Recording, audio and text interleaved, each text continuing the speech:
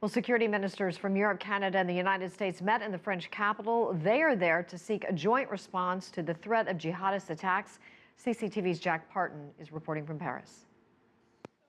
U.S. Attorney General Eric Holder was the first to arrive at the French Interior Ministry in the capital, Paris, where 17 people were killed during the week by 3 gunmen before they too were shot dead. Well, I certainly think that we are at war with those who would commit terrorist attacks and who would corrupt the Islamic faith in the way that they do to try to justify their terrorist actions.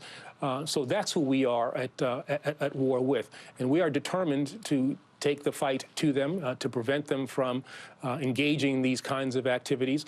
Our president has indicated that we will be calling on February the 18th a summit so that we deal with better ways in which we can counter violent extremism and really get at the core. European ministers also soon arrived at the meeting convened by France's Interior Minister Bernard Cazeneuve, who coordinated the response to the series of attacks and hostage takings by the 3 French Islamist gunmen.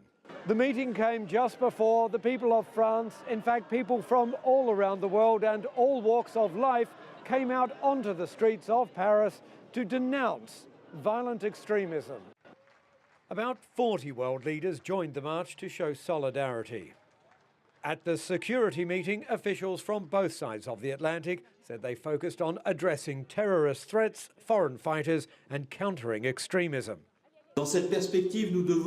In this regard, we need to be even better at exchanging amongst ourselves information we have on foreign fighters, but also on networks of organized terrorist channels.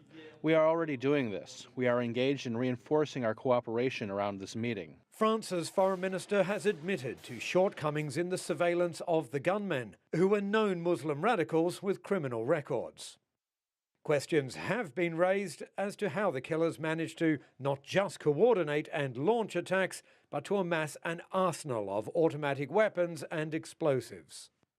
On Sunday, the German newspaper Bild reported that US intelligence had intercepted communications between Islamic State leaders, who said the attacks in France were just the prelude for a wave of Islamist violence across Europe. Jack Barton, CCTV, Paris.